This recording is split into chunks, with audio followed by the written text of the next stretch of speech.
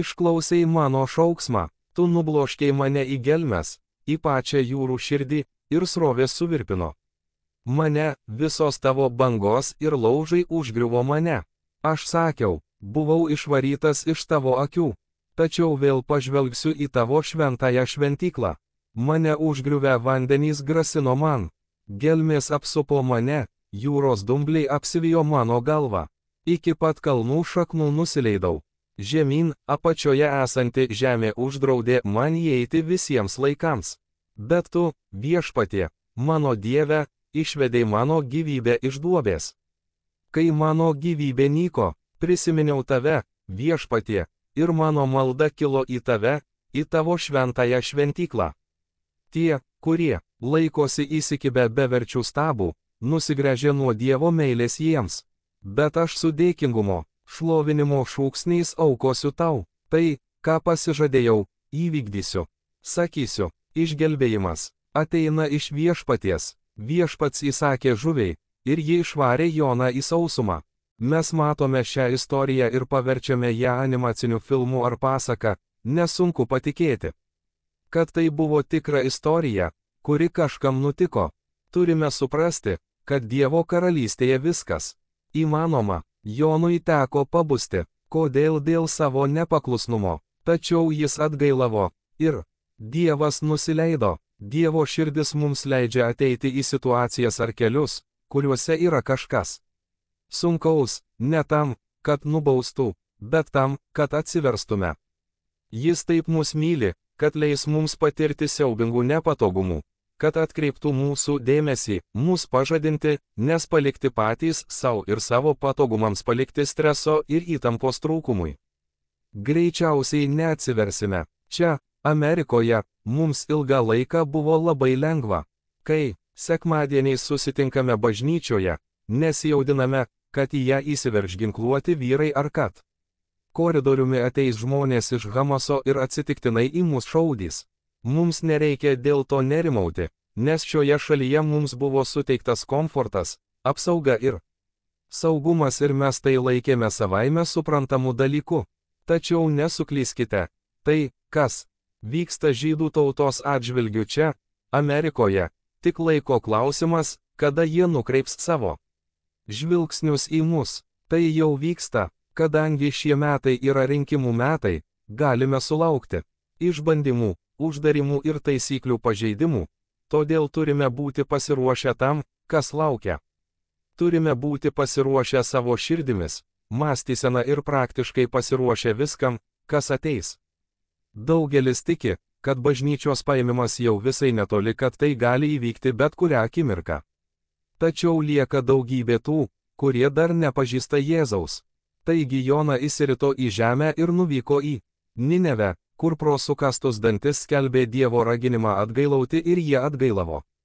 Tauta atgailavo dėl viešpaties žodžio, ir Dievas, remdamasis Jonos paklusnumu, atleido.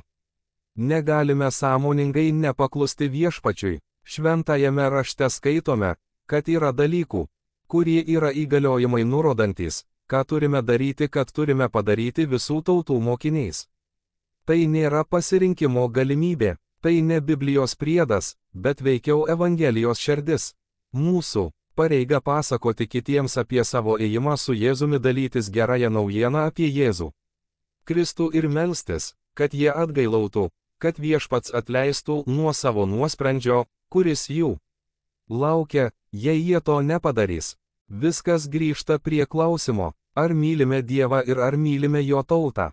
Pakartoto įstatymo knygoje vadinama Šema, vėliau Jėzus sakė, svarbiausias įsakymas yra šis: klausykis, Izraeli, viešpats, mūsų Dievas, viešpats yra vienas. Mylėk viešpatį, savo Dievą, visa širdimi, visa siela, visu protu ir visomis jėgomis. Antrasis įsakymas yra toks: viešpaties, Dieve, viešpatie, mylėk savo artimą kaip save patį. Nėra didesnio įsakymo už šiuos. Mk 12:30. Mes mylime žmonės dėvėdami savo kaukę HEB, bet ar mylime juos pakankamai, kad kalbėtume jiems tiesą ir kalbėtume ją su meile? per meilę ir dėl meilės. Turime kalbėti tiesą, nes mylime. Mes sakome tiesmukus dalykus, įvardyjame dalykus, konfrontuojame su dalykais. Taigi turime taip pat paklausti, ką Dievas mane kviečia daryti. Negalime sąmoningai pasirinkti nepaklusnumo ir vis tiek tikėtis, kad Dievas pasirodys, sutvarkys mūsų žingsnius, atsakys į mūsų maldas ir suteiks mums visavertį ir gausų gyvenimą, kuriuo tikėjome. Dievas tikisi paklusnumo. Savo gyvenime galime turėti tik vieną šeimininką. Vieną karalių, vieną valdžią, vieną viešpatį. Išėjimo 23 NV. Neturėsi kitų dievų prieš mane. Tai pirmasis įsakymas. Mes turime jį mylėti, turime jam paklusti ir gerbti jį meilę. Kaip galime gyventi taip, kaip norime retkarčiais ateiti į bažnyčią, retkarčiais pasiimti Bibliją. Kartais pasimelsti prieš valgį, o likusį laiką gyventi taip, kaip norime ir tikėtis, kad Dievas pasirodys ir palaimins mūsų gyvenimą. Paklusnumas nėra pasirinkimas, tai mūsų pasirinkimas. Kaip Dievas pašaukė Joną, taip ir mus dabar kviečia paklusti tam, kam mus pašaukė. Kokią svajonę jis mums davė įgyvendinti? Ar pabėgome nuo jos mainais į ką nors kitą? Ar atgailaujame? Ar grįšime į mums skirtą juostą? Ar sieksime savo pirminio pašaukimo? Duris, kurias manėme esant uždarytas, Dievas gali vėl atverti. Jis gali atnaujinti mūsų paskyrimą, jei tik būsime paklusnus. Malda, brangus viešpatie, tegul ši diena būna ta diena, kai atsibusime ir suprasime, kad galbūt nesame ten, kur turėtume būti, atsižvelgdami į mums duotą svajonę ar gautas užduotis. Viešpatie, leisk mums pasinaudoti šią galimybę atgailauti iš naujo, suderinti savo mintis su tavimi, atsigręžti į tave ir nusigręžti nuo to, kad tiesiog darytume, ką norime. Viešpatie, tegul ant mūsų nusileidžia nuteisinimo dvasia, nes žinome, kad jei atgailausime, tu nusileisi, tu praskleisi debesis ir atneši aiškumą. Viešpatie, pažadink mus, kaip pažadinai Joną, kaip pažadinai Saulių, kad taptų Pauliumi. Kaip pažadinai sūnų Palaidūną kiaulidėje. Viešpatie, žinome, kad esame arčiau tavo sugrįžimo, nei buvome. Tu suteikiai mums šią galimybę ištarti Jėzui taip ir visą laiką, kuris mums čia liko, nugyventi tavo garbei ir pagerbti tave savo gyvenimu. Viešpatie, atiduodame tau savo praeitį, dabartį, ateitį ir visą savo gyvenimą. Pripildyk mus savo šventąją dvasią, kad žinotume, ką daryti ir kaip turime orientuotis šiame gyvenime. Mylime tave, gerbėme tave ir dėkojame tau. Jėzaus vardu. Amen. Tilto bažnyčia Frederiksburgas, pastorius Jimmy Pruitt, gegužės 7, 2023 serija nėra Perfect People LLOUED. Abraomas tai išbandymas. Dievas priima mūsų netvarką ir paverčia ją šedevrais. Pradžios 22, 1 RANGE 19 NLT. Visiems mums yra tekę, kad kažkas, kas mums buvo brangus, nukrito nuo lentynos ir sudužo. Taip nutinka, daiktai lūžta. Sveiki, ponas ir ponia Dumpiai. Vaikų pasakos ir pasakos turi prasmę, ir dažnai tai būna bibliniai dalykai. Visi karaliai, arkliai ir žmonės negalėjo surinkti Humpio Dumpio po jo didžiulio kritimo, bet Dievas gali. Dievas taiso, atnaujina, perkeičia ir atstato taip, kad visada būna geriau nei anksčiau. Kai šaka įskiepijama į medį, skiepo vieta tampa stipresnė už pačią šaką. Kai Dievas ką nors pataiso savo būdu, kai jis ką nors paliečia, iš tikrųjų tai tampa stipresnis dalykas, nei buvo. Prieš tai, ji gali būti nubrozdinta, turėti mazgą, nuo jos gali kaboti lipni juosta, bet ji yra kur kas stipresnė už pradinę šaką. Štai ką Dievas daro, kai taiso mūsų sugadintus gyvenimus. Niekada neslėpkite savo randų, jūsų istorija yra tokia reikalinga. Žmonėms reikia išgirsti, ką jums teko išgyventi, taip pat jiems reikia išgirsti jos pabaigoje esantį bet Dievas. Jiems reikia žinoti, kad yra vilties. Tilto bažnyčioje ant sienos kabo nematomas užrašas. Tobuliems žmonėms neleidžiama, taip vadinasi mūsų pamokslų ciklas, bet taip pat ir mūsų gyvenimas. Jei norime turėti bažnyčią, pilną tobulų žmonių, niekada neturėsime bažnyčios, nes Dievas atneša. Sugniuždytus Dievas atneša kenčiančius, garbanotasis Dumpti turėjo didelį nuopuolį. Na, mes taip pat ir kiekvienam tai gali atrodyti skirtingai. Tai gali būti netektis, skyrybos, mylimo žmogaus netektis, darbo praradimas, kad ir kas tai būtų, tikriausiai visi esame patyrę ne vieną nuopuolį, bet Dievas. Jūsų istorija turi būti papasakota. Turite galėti pasakyti žmonėms, ei, aš tai išgyvenau, bet Dievas mane iš to išvedė. Galiu atrodyti kaip ponas Dumpti, galiu būti suklijuotas lopais, įskiepytas žalia skiepų juosta arba suklijuotas superklijais, bet galiausiai esu stipresnis nei buvau prieš tai, ir tai nėra mano istorijos pabaiga. Bet Dieve tobuliems žmonėms neleidžiama. Šią savaitę kalbėsime apie Abraomą iš Biblijos. Pradžios knygoje randame nuostabią istoriją, kurioje Abraomas, kuriam labai gerai sekėsi, gyveno vietovėje, vadinamoje Haranu, ir Viešpats pašaukė jį iš ten. Prieš tai apie Abraomą žinome nedaug. Nežinome, kaip jis pažino Dievą. Kultūra garbino daugybę dievų, bet Abraomas garbino vieną tikrąjį Dievą. Dievas pašaukė jį į vietą, kurios Abraomas nežinojo, bet Dievas pasakė: aš tau parodysiu, kai nueisi. Prieš žengdami pirmą žingsnį norime žinoti, kur Dievas mus siunčia, bet iš tikrųjų mums tereikia jį pažinti. Pažinti Dievą reiškia juo pasitikėti.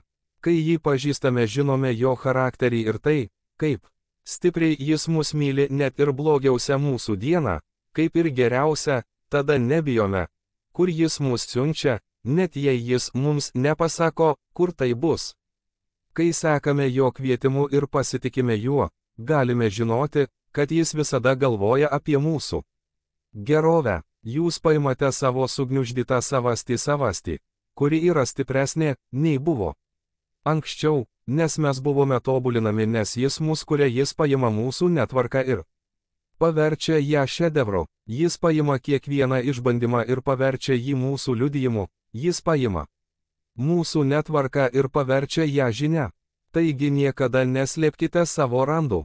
Nedvejodami pasidalykite savo istoriją. Viena iš priežasčių, kodėl to nedarome, yra ta, kad jaučiamės taip, tarsi negyventume pagal savo istoriją, kad nedarome to teisingai ar pakankamai gerai. Nepakankamai skaitome Bibliją, nepakankamai meldžiamės, nepakankamai teisingai meldžiamės, nepakankamai garbiname, esame linkę manyti, kad nesame pakankamai geri, o jei negyvename pagal savo istoriją, vadinasi, neturime ką pasakyti, nes padarėme 1 ar 2 arba 10 klaidų. Tačiau Dievas nori, kad žinotume, jog galime papasakoti savo istoriją pačią blogiausią dieną. Ir jis paims mūsų istorijos Dievo elementus ir prives juos perverti klausytojo širdį. Istorija ne apie mus, bet apie Dievo gerumą. Palikti vieni savo, mes esame pavojingi, bet štai ką turime daryti, vis tiek turėtume nedvejodami pasidalyti savo istoriją. Kažkam reikia vilties. Kai jūsų gyvenimas evangelizuojamas ir esate persmelktas Jėzaus Evangelijos, viskas, ką norite daryti, yra papasakoti savo istoriją. Kodėl? Nes niekas negali pasilaikyti geros naujienos savo. Kai tikite, kad Evangelija yra geroji naujiena ir kad ji negali būti geresnė už šią, tada negalite jos pasilaikyti savo. Visada turėtume ieškoti būdų, kaip daugiau kalbėti apie Jėzų ir dalyti savo istorijomis ir nesėkmėmis, ir pataikimais, su visomis mūsų sudužusiomis dalimis ir mūsų baltos vielos ir laidų juostos savastimi. Pasidalykite savo istoriją apie Dievo gerumą. Abraomas išsiunčiamas iš Harano ir, norėdamas paklusti Dievui, sako: taip, Viešpatie, ten, kur jie yra, viskas gerai. Jie turi didelės bandas, tarnus, darbininkus, personalą jie gyvena svajonę ir Abraomas nueina pas Sarą ir sako, kad Dievas jam pasakė, jog jie turi iš ten išvykti, bet nepasakė, kur jokių detalių, bet parodys, kai jie išvyks. Tas pats pasakytina ir apie mus, mes vaikštome tikėjimu, o ne regėjimu. Per sunkiausią išbandymą esame raginami labiausiai pasitikėti Dievu. Romiečiams 4:20. Jis nesvyravo dėl Dievo pažado per netikėjimą, bet buvo sustiprintas tikėjimu ir atidavė. Dievui šlovę laiške Romiečiams Abraomas skamba kaip roko žvaigždė, tačiau visa žmogiškoji jo pusė liko nepaminėta, nes Dievas neskaičiuoja mūsų žmogiškosios pusės. Veikiau sakoma, kad jis buvo kupinas tikėjimo, jis nesvyravo ir neabejojo, bet iš tikrųjų, pradžios knygoje ir Abraomas ir Sara turėjo savo akimirkų. Jie buvo tokie pat dieviškai žmogiški, kaip ir mes. Ir vis dėlto Dievas juos panaudojo nuostabiu būdu. Sara buvo nevaisinga sulaukusi vaisingo amžiaus, maždaug 65 metų. Dievas buvo pasakęs Abraomui, kad, sudaręs su juo sandorą, jis taps daugelio tautų tėvu ir kad jis su Sara turės vaiką. Abraomas juokėsi tai išgirdęs, o kai pasakė Sarai, ji taip pat juokėsi iš Dievo pažado. Jų nuomonė, tai buvo juokinga net įsivaizduoti.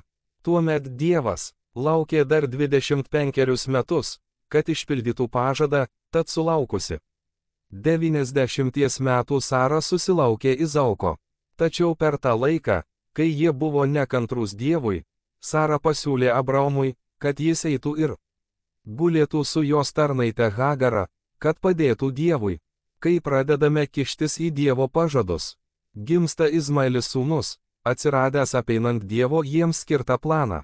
Izmaelis pasirodė esąs blogas dalykas, Hagara pasidarė išdidi, ji paniekino ir niekino Sarą, o galiausiai Sarai paraginus, Abraomas ją išvarė. Dievas, nors jie ir padarė klaidą, vis tiek sakė, kad palaimins Izmaelį, tačiau nuo tos dienos tarp Izmaelio ir Izaoko bus priešiškumas. Pradžios 22:1 RANGE 19 NLT. Po kurio laiko Dievas išbandė Abraomo tikėjimą. Abraomai, sušuko Dievas. Taip, atsakė jis, aš esu čia, imk savo sūnų, savo vienintelį sūnų, taip, Izaoką, kurį taip myli, ir eik į Morijos žemę, eik ir paaukok jį kaip deginamąją auką ant vieno iš kalnų, kuriuos tau parodysiu. Kitą rytą Abraomas atsikėlė anksti. Jis susėdo asilą ir pasiėmė su savimi 2 tarnus bei savo sūnų Izaoką. Tuomet jis sukapojo malkų ugniai deginamajai aukai ir iškeliavo į vietą, apie kurią jam buvo pasakęs Dievas. Trečiąją kelionės dieną Abraomas pakėlė akis ir tolumoje pamatė tą vietą. Pasilikite čia su asilu, pasakė Abraomas tarnams. Mes su berniuku keliausime šiek tiek toliau. Ten pasimelsime, o paskui tuoj pat grįšime. Abraomas užsidėjo malkas deginamajai aukai ant Izaoko pečių Jėzaus, nešančio savo kryžių, pavyzdys ir šešėlis, o pats nešė ugnį ir peilį. Jiems dviese einant toliau, Izaokas atsisuko į Abraomą ir paklausė, tėv, taip, mano sūnau. Abraomas atsakė, mes turime ugnį ir malkas, tarė berniukas, bet kur yra avis deginamajai aukai? Dievas parūpins avį deginamajai aukai, mano sūnau, atsakė Abraomas. Ir jie abu kartu ėjo toliau. Atvykęs į vietą, kur Dievas jam buvo liepęs eiti, Abraomas pastatė aukurą ir išdėliojo ant jo malkas. Tada jis surišo savo sūnų Izaoką ir padėjo jį ant aukuro, ant malkų. Abraomas paėmė peilį, kad nužudytų savo sūnų kaip auką. Ta akimirka viešpaties angelas pašaukė jį iš dangaus. Abraomai, Abraomai. Taip, atsakė Abraomas, štai aš. Nekišk rankos prie berniuko, tarė angelas. Jokių būdų jo nesužeisk, nes dabar žinau, kad tu tikrai bijai Dievo. Tu neslėpei nuo manęs net savo sūnaus, savo vienintelio sūnaus. Abraomas pakėlė akis ir pamatė aviną, sugautą už ragų krūminę. Jis paėmė aviną ir paaukojo jį kaip deginamąją auką vietoj savo sūnaus. Abraomas pavadino tą vietą Jahveire Džehovo Džeija, kas reiškia viešpats pasirūpins. Iki šių dienų žmonės vis dar vartoja šį pavadinimą kaip patarlę: ant viešpaties kalno bus aprūpintas. Tuomet viešpaties angelas vėl pašaukė Abraomą iš dangaus. Štai ką sako viešpats: kadangi tu man paklusti ir neatstumi net savo sūnaus, savo vienintelio sūnaus, prisiekiu savo vardu, kad tikrai tave palaiminsiu, tavo palikuonis padauginsiu nesuskaičiuojamai, kaip žvaigždės danguje ir smėlį ant jūros kranto, tavo palikuonys užkariaus savo priešų miestus. Per tavo palikuonis bus palaimintos visos žemės tautos, nes jūs man paklusote. Tada jie grįžo pas tarnus ir iškeliavo atgal į Bešebą, kur Abraomas toliau gyveno. Tai ne tik Biblijos personažai, bet ir tikri žmonės tokie patys kaip mes. Abraomas buvo vadinamas tikėjimo žmogumi, tačiau jo tikėjimo pagrindas buvo pasitikėjimas Dievo gerumu jam. Mums kyla klausimas, ar peržengėme ribą ir pasakėme: aš pasitikiu Dievo gerumu mano atžvilgiu, nors dabar jaučiuosi kaip Humpti Dumpti, kuris guli ant žemės, sudužęs į gabalus, į sutrūkinėjusių kriauklių krūvą. Ar pasitikime Dievo gerumu, kai viskas sugenda, kai esame sugedę? Per sunkiausią išbandymą esame raginami labiausiai pasitikėti Dievu. Ar jaučiatės taip, tarsi dabar būtumėte išbandyme, tokioje vietoje, kur Dievas jums uždėjo kažką, arba prieš jūs, kas atrodo neįmanoma? Žinome, kad Dievas yra neįmanomų dalykų Dievas. Jis visą laiką yra geras, ir visą laiką Dievas yra geras net tada, kai esame ant žemės skeveldromis kaip Humpti Dumpti, net tada, kai mums reikia dulkių siurblio, kad mus nušluotų, nes esame tokie sudaužyti. Dievo gerumas išlieka tamsiausiose vietose. Abraomo išbandymas dabar yra vienas didžiausių išbandymų šventajame rašte. Iš jo galime mokytis, kaip atrodo pasitikėjimas. Laiške Romiečiams, 4 skyriuje, jis taip pat vadinamas tikėjimo tėvu. Jis skelbiamas dėl to, ką padarė. Romiečiams 4:16 RANGE 22 NLT. Taigi pažadas gaunamas tikėjimu, jis duodamas kaip nemokama dovana. Ir mes visi tikrai ją gausime, nesvarbu, ar gyvename pagal Mozės įstatymą, ar ne, jei turėsime tokį tikėjimą. Kaip Abraomo, juk Abraomas yra visų tikinčiųjų tėvas. Būtent tai turima omenyje raštuose, kai Dievas jam pasakė: aš padariau tave daugelio tautų tėvu. Taip atsitiko todėl, kad Abraomas įtikėjo Dievą, kuris atgaivina mirusiuosius ir iš nieko sukuria naujus dalykus. Net tada, kai nebuvo jokio pagrindo tikėtis, Abraomas vis tikėjo, kad taps daugelio tautų tėvu, juk Dievas jam buvo pasakęs: štai kiek palikuonių turėsi. Abraomo tikėjimas nesusilpnėjo, nors sulaukęs maždaug 100 metų, jis manė, kad jo kūnas yra lyg ir miręs. Kaip ir Saros įsčios, Abraomas niekada nesvyravo tikėdamas Dievo pažadu. Tiesą sakant, jo tikėjimas dar labiau sustiprėjo, ir tai atnešė Dievui šlovę. Jis buvo visiškai įsitikinęs, kad Dievas gali padaryti viską, ką pažada. Dėl Abraomo tikėjimo Dievas laikė jį teisiu. Abraomas savo akimirkomis buvo labai žmogiškas. Jei Dievas gali atgaivinti mirusiuosius ir iš nieko sukurti naujus daiktus, ką jis gali padaryti su mūsų sudužusiomis dalelėmis, jei mes jas tiesiog jam padovanosime. Manome, kad negalime savęs pateikti, jei nesame tobuli, jei neturime visko. Mes niekada neturėsime visko kartu, bet Dievas netgi, atsižvelgiant į tai, kad Abraomas ir Sara priėmė blogą sprendimą su Hagara ir Izmaeliu. Abraomas vis tiek laikomas tuo, kuris tikėjo tautų tėvų tikėjimo tėvu. Taip dabar Dievas mato istoriją.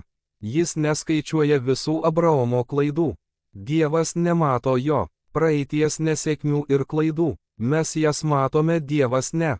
Jis jas pašalino taip toli, kaip rytai. Nuo vakarų, sakoma Biblijoje. Jis pašalino mūsų kaltes, mūsų nuodėmes. Mes vis iškeliame ją per maldos laiką ir vis atgailaujame dėl to paties, kas buvo prieš 20 ar 30 metų, bet Dievas sako, aš net nežinau, apie ką tu kalbi. Štai koks jis geras, jei tikrai tikėtume šią tiesą, mūsų maldos laikas būtų daugiausia šlovinimas ir dėkojimas. Sakytume, ačiū tau, Dieve, už tikėjimą, viltį, meilę, malonę ir gailestingumą. Dieve, tu nematai mano praeities, nors aš vis dar turiu ant jos karoliukų, tu jos nematai. Dievo karalystėje nėra galinio vaizdo veidrodžio, čia galima tik judėti pirmyn. Taigi, ar šiandien galite tai paleisti? Dievas jau atleido, ar galite jūs? Galbūt didžiausias atleidimas, kuris šiandien turi įvykti, yra atleisti savo, paleisti tai ir judėti pirmyn. Žmonės, kurie neturi gebėjimo ar galimybės pasakyti, aš esu aukščiausiojo Dievo vaikas, aš esu Dievo sūnus, aš esu karaliaus duktė, aš esu karališkoji šeima. Tai tie, kurie nesugeba atleisti, nes jiems nuolat primenamos praeityje padarytos klaidos. Tai tarsi bandži virvė, pritvirtinta prie jūsų kūno, kuri kiekvieną kartą, kai tik pradedate šiek tiek trauktis, surakina jūs atgal. Laikas nukirpti virvę su savo praeitimi. Amen. Nupjaukite virvę nuo praeities ir atlaisvinkite jos gniaužtus, kuriais ji laiko jūsų gyvenimą. Tai prasideda nuo tikėjimo pareiškimo. Dieve, tikėjimu, pagal tavo žodį ir malonę atleidžiu savo praeitį. Nutraukiu bet kokį susitarimą, kurį esu sudaręs su savo praeities klaidomis, ir bet kokius aidus, bet kokias paleistas juostas ir balsus, kurie ir toliau bando mane prisišaukti atgal ir bando man įteikti, kad iš tikrųjų esu toks, kai žinau, kas esu Kristuje, žinau, kas esu. Mums gali tekti tai daryti kiekvieną dieną. Sakykite, noriu nukirpti laidą. Tai nėra ilgai trunkantis dalykas, tai tikėjimo pareiškimas, tikėjimo aktas, tačiau turite žengti pirmąjį žingsnį. Biblijoje sakoma, kad jei priartėsite prie Dievo, jis žengs žingsnį ir priartės prie jūsų. Tai pažodžiui taip paprasta, kai žengsite žingsnį, jis jūs ten pasitiks. Jei jaučiate, kad esate tokioje vietoje, kur nuolat girdite praeities aidus, kai jau meldėtės kad būtumėte išlaisvinti, tuomet esate laisvi, bet kartais yra likučių, kurių nematote, bet jaučiate. Galite galvoti, o, ne, tai nepadėjo, bet tai netiesa. Jūs iš tiesų esate laisvi. Tiesa jau išlaisvino jūs, bet dar kartą pasimelskite ir pasakykite. Aš nutildysiu tuos balsus ir nutrauksiu visus susitarimus, kuriuos su tuo sudariau. Tiesiog žinokite, kad net ir išlaisvinti, kartais išgirsite tuos balsus, kurie bandys sugrįžti, ir tuomet jūs atsistosite savo autoritetu ir pasakysite, ne, jokių būdų, velnias ne šiandien, ne mano laikrodžio metu, ir tiesiog tvirtai laikykitės. Malda. Tėv, vardan Jėzaus dabar mes nutraukėme praeities saitus. Mes jį paleidžiame, atleidžiame visiems, kurie mus įžeidė ar nuskriaudė, ir atleidžiame savo.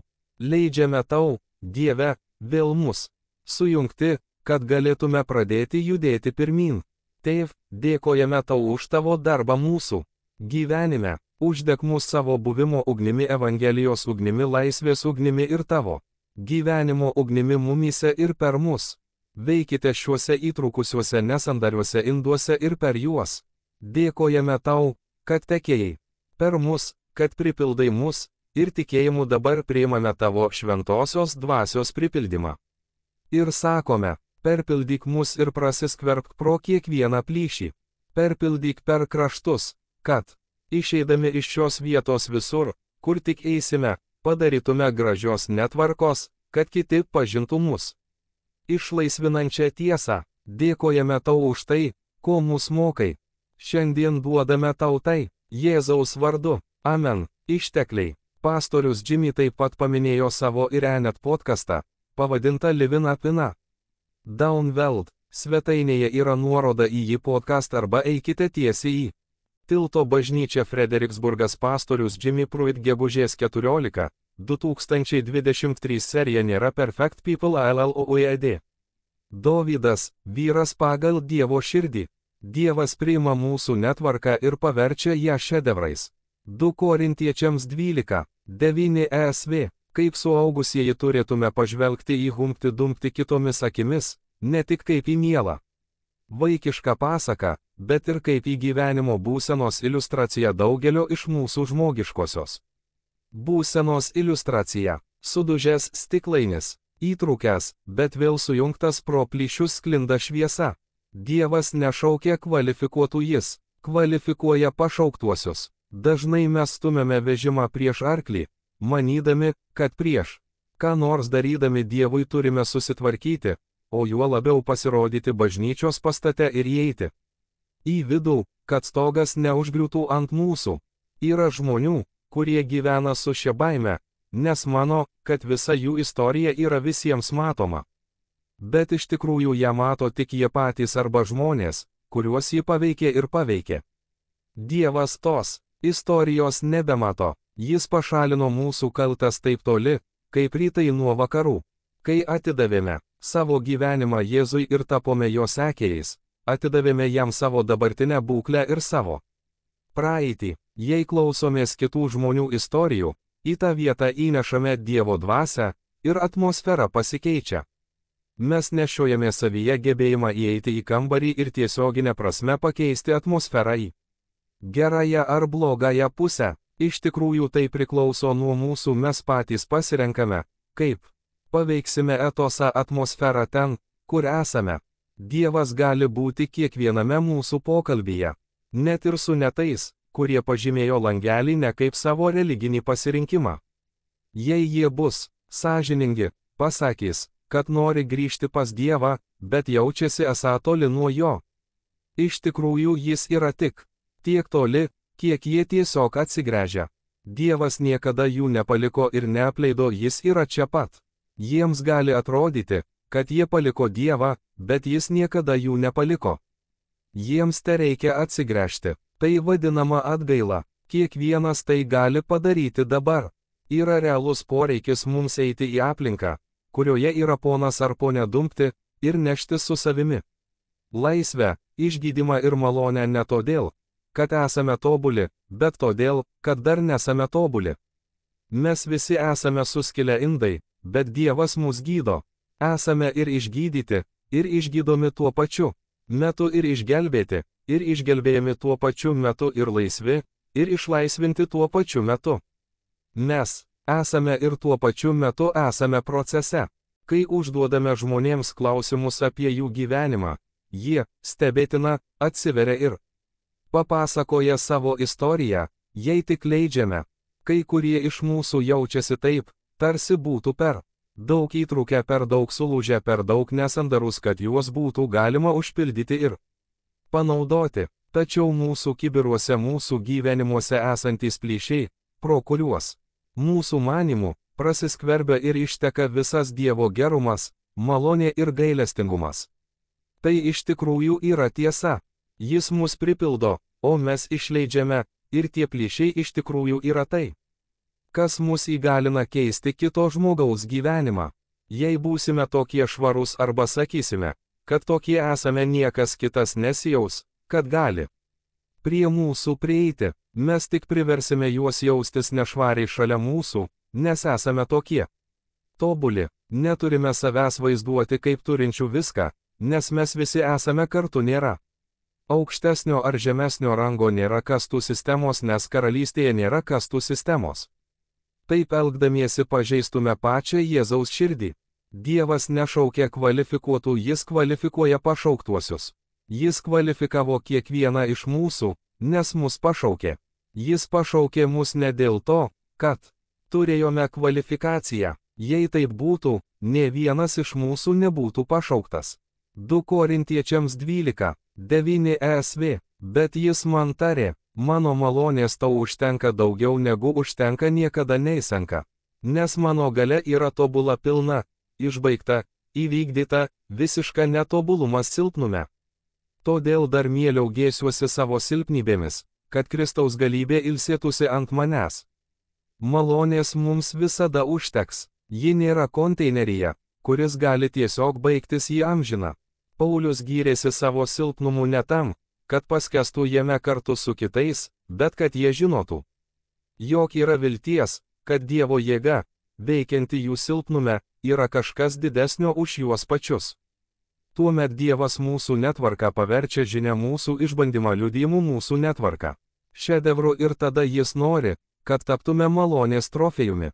Trofėjus pagal paskirtį turi būti eksponuojamas visiems matant. Taigi, mes nešame savo randus sudaužytą ir sutrukinėjusį indą, kuriame esame į pasaulį, kad žmonės pamatytų, kartu su Kristaus šviesa, kuri yra mumyse ir šviečia pro tuos įtrūkimus, šventosios dvasios gyvenimas mumyse, kuris prasiskverbia pro mūsų kibirų ir indų. Įtrūkimus ir skyles. Štai koks grožis to, ką Jėzus padarė ir daro mumyse. Žvelgdami į Biblijos karalių Dovydą, kurį daugelis laiko didžiu tikėjimo didvyriu, šventajame rašte rašoma, kad jis taip pat buvo labai ydinga asmenybė. Šioje serijoje nesiekėme nuvertinti žmonių, bet pripažįstame jų žmogiškumą. Jie, kaip ir mes, yra dieviškai žmogiški. Būna akimirkų, kai spindime dieviškumu, bet būna ir akimirkų, kai dvelkiame žmogiškumu. Ir tai gali pasikeisti per nanosekundę. Dovydas pradėjo ne kaip karalius, bet kaip berniukas, kuris buvo jauniausias sūnus tarp daugelio brolių. Būdamas jauniausias, jis atsidūrė lauke, ganydamas tėvo avis, o kiti broliai dirbo šlovingesnius ir prabangesnius darbus. Tačiau būti piemeniu nebuvo lengvas darbas. Ant žalios kalvos šlaito grojant arfa muzikos garsus. Ten buvo plėšrūnų, ir Dovydas turėjo išmokti būti karys, prižiūrėdamas ir saugodamas avis nuo tų plėšrūnų. Tai galėjo būti žiauru ir bjauru, kad bandai nebūtų padaryta žala ar pakenkta. Dovydas išmoko kovoti, jis savo rankomis užmušė liūtą ir lokį, po kurio laiko Dovydas buvo pašauktas į mūšį tarp izraelitų ir filistinų. Kai milžinas, vardu Galijotas, stovėjo lauke tarp abiejų armijų ir tyčiojosi iš izraelitų karių, Dievas padrasino Dovydą išeiti vienam ir pasipriešinti Galijotui, ginkluotam tik timpa ir 5 lygiais akmenimis. Nužudęs milžiną, Dovydas vėliau pakeitė Saulių Izraelio tautos ir kariuomenės karaliumi. Jis buvo Dievo pateptasis, bet taip pat ir kūno žmogus. Vieną dieną, kai Dovydas turėjo būti su savo kariuomenė mūšyje, jis buvo namie ant stogo. Tuomet kažkas patraukė jo dėmesį, jos vardas Batšeba, ir ji buvo graži. Dovydas negalėjo nuo jos atitraukti akių ir ėmė ją žavėtis. Jis išsiaiškino, kas ji buvo ir kad jos vyras buvo hetitas. Urijas, paties Dovydo karys. Deividas nevadovavo karui ten, kur turėjo būti, bet buvo vienas namuose, nuobodžiavo ir buvo pavojingas. Jį užvaldė geismas. Jis pasiuntė, kad Batšeba būtų jam sugrąžinta, o paskui su ja permiegojo. Jis svetimavo su vieno iš savo kareivių žmona, o paskui puolė į paniką, kai suprato, ką padarė ir kad Batšeba dabar nėščia. Dovydas planavo nuslėpti savo nuodėmę ir parsivesti Uriją namo iš mūšio lauko, kad šis permiegotų su jo žmona, tačiau Urija atsisakė, o pasirinko miegoti ant žemės, nes jo kolegos kareiviai vis dar buvo išėję į mūšį rizikuodami savo gyvybėmis. Po to, kai pirmasis Dovydo bandymas nuslėpti įvykius nepavyko, jis puolė į neviltį ir sugalvojo nužudyti Uriją mūšio lauke. Roko žvaigždė karalius Dovydas, surengęs Urijo nužudymą, parsivedė Batšebą į savo namus kaip savo žmoną. Viena nuodėmė gimdė kitą, ir dar vieną, ir tada pas Dovydą atėjo pranašas Natanas. Jis papasakojo jam istoriją apie turtingą žmogų, turintį daugybę avių ir bandų, ir apie vargšą, neturintį nieko, tik vieną mažą avytę, su kuria jis elgėsi kaip su savo vaiku. Kai keliautojas aplankė turtuolį, užuot pamaitinęs jį iš savo bandos, jis papjovė brangų ir vienintelį vargšo avinėlį. Dovydas supyko, išgirdęs, ką padarė turtuolis, ir Natanas greitai jam pasakė, tu esi tas žmogus. Dovydas galėjo pasislėpti nuo daugybės žmonių, bet negalėjo pasislėpti nuo Dievo. Tuomet Dovydas padarė pirmą gerą žingsnį po daugybės blogų ir atgailavo, atsigręžė ir prisipažino, ką padarė, šaukdamasis Dievo. Žmogus pagal Dievo širdį. 1 Samuelio 13:14 NLT. Bet dabar tavo karalystė turi baigtis, nes viešpats susirado žmogų pagal savo širdį. Viešpats jau paskyrė jį savo tautos vadovu, nes tu nesilaikai viešpaties įsakymo. Apaštalų darbų 13:22 NLT. Tačiau Dievas pašalino Saulių ir vietoj jo paskyrė Dovydą, vyrą, apie kurį Dievas sakė: radau Džesės sūnų Dovydą, vyrą pagal savo širdį. Jis darys viską, ką noriu, kad jis darytų. Vienas iš didžiausių komplimentų šventajame rašte buvo pakartotas ir Senajame, ir Naujajame testamente. Jame Dovydas vadinamas žmogumi pagal Dievo širdį. Dovydas, kuris svetimavimą dangstė žmogžudystę, o paskui pavogė brangę kito vyro žmoną, kad taptų jo nuosava, turėjo tokią pat viltį, kokią dabar turime mes. Dievo akyse mūsų nuodėmė nėra mažesnė, mes visi nutraukėme ryšį su juo, pasidarydami savo dievais, tai ir yra nuodėmės esmė. Mūsų vienintelis atsakas turėtų būti toks pat, kaip Dovydo atgailauti. Šios žinios esmė - greitai atgailauti. Tikriausiai mes visi kažkur toliau vėl nusižengsime. Mūsų pareiga mylinčio Dievo akivaizdoje pripažinti, ką padarėme, ir greitai atgailauti. Štai kodėl Dovydas buvo pavadintas žmogumi pagal Dievo širdį. Jis prisipažino, atsivertė, atgailavo. Vėliau jis patyrė daug natūralių ir logiškų pasekmių. Taip nutinka šiame pasaulyje. Tai, ką mes išjudiname, Dievas leidžia vykti natūralia eiga, jis to nedaro mums. Bet tai yra pasekmės dalykų, kuriuos mes patys išjudiname, Dievas mūsų nebaudžia. Mums reikia būti žmonėmis pagal Dievo širdį, greitai atsiversti ir atgailauti. Griebti Dievą ir nepaleisti. Dėkokite Dievui ir prisipažinkite: turiu problemą, man reikia pagalbos, man reikia tavęs. Greitai atgailaukite. Jei ją nešiojate ilgiau nei 3 sekundės, vadinasi, jau seniai privalote. Tiesiog atgailaukite. Iš esmės tai reiškia atsiversti ir eiti į kitą pusę link Dievo, ne tik atsiprašyti jo, bet ir pakeisti savo požiūrį į nuodėmę ir matyti ją taip, kaip ją mato Dievas.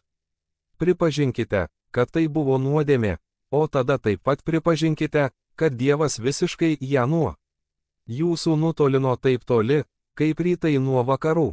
Dievui nereikia, kad muštumėte save rykšte dėl to, kad padarėte klaidą. Greitai atgailaukite, atsiverskite, eikite pas jį, sutarkite su juo dėl to, kas yra, ir tada atleiskite. Atleiskite savo. Kalbama ne tik apie malonę visiems kitiems, viskas prasideda nuo malonės savo. Malda: viešpatie Jėzau, mes visi esame tavo malonės trofėjai, netvarkos, kurios tampa šedevrais. Mūsų liudijimai kuriami net ir gyvenant šį gyvenimą.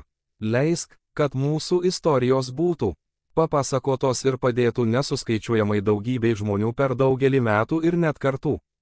Pasikeisti ir pasikeisti. Tačiau, tėv, kai kurie iš mūsų įstrigo, nes mums tiesiog reikia atgailauti, atsiversti ir susitarti su tavimi, pakeisti savo mąstymą ir būti perkeistiems. Matant viską taip, kaip tu tai matai. Kai kurie iš mūsų jaučiasi neverti tau tarnauti ar ką nors daryti, net garbinti ar giedoti. Negalime rasti džiaugsmo dėl kaltės ir gėdos pasmerkimo dėl viso to svorio. Šiandien, tikėjimu nusimetame viską, ką nešame. Suteik mums malonę greitai atgailauti, ne tam, kad save muštume, bet kad atgailautume ir įsilaisvintume, ateitume tokie, kokie esame. Ačiū už Dovydo širdį. Per daugybę nesklandumų jis pasielgė teisingai, greitai grįžo pas tave. Jis greitai atgailavo. Ačiū tau už šią pamoką. Jo didybė slypėjo ne jo vadovavime, bet atgailoje jo širdyje. Tėv, suteik mums savo malonę pasiimti savo pilnus kibirus ir išeiti iš čia, visur, kur tik